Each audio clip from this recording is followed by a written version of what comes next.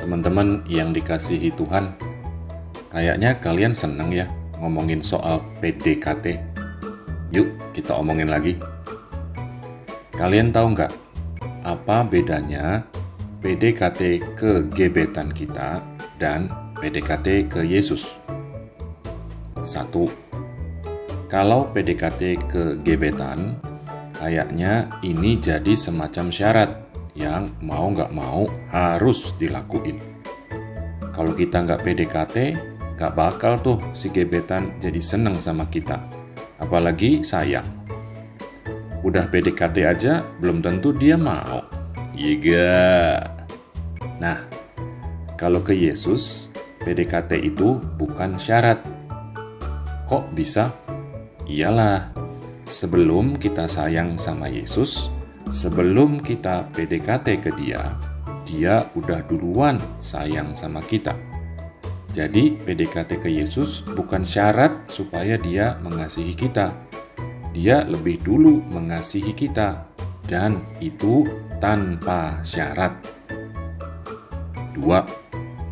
Kalau PDKT sama gebetan, kita ngelakuin banyak hal yang dia suka supaya dia ngerasa dan percaya kalau kita sayang sama dia. Nah, PDKT ke Yesus, emang kita juga perlu ngelakuin banyak hal yang nyenengin dia. Tapi itu bukan supaya Yesus ngerasa dan percaya kita sayang sama dia. Sebenarnya sih, dia nggak butuh kita sayang sama dia. Terus buat apa dong?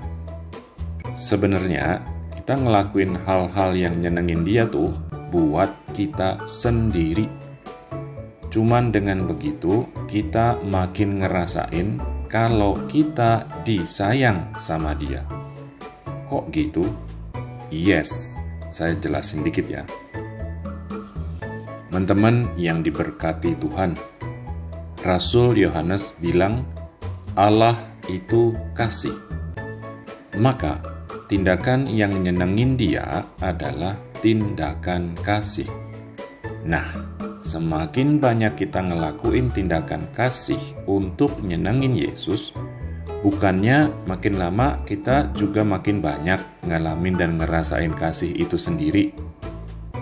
Makin banyak ngalamin dan ngerasain kasih, kan juga berarti ngalamin dan ngerasain kehadiran Allah sendiri. Teman-teman yang disayangi Tuhan, menurut saya itulah yang dimaksud Yesus waktu dia omong dalam Injil hari ini. Jika seorang mengasihi aku, ia akan menuruti firman-Ku. Bapa-Ku akan mengasihi dia, dan kami akan datang kepadanya dan diam bersama-sama dengan dia. Teman-teman kekasih Allah, kita perlu belajar mengasihi Allah bukan untuk dapetin kasih Allah sebagai imbalan. Allah sudah duluan mengasihi kita.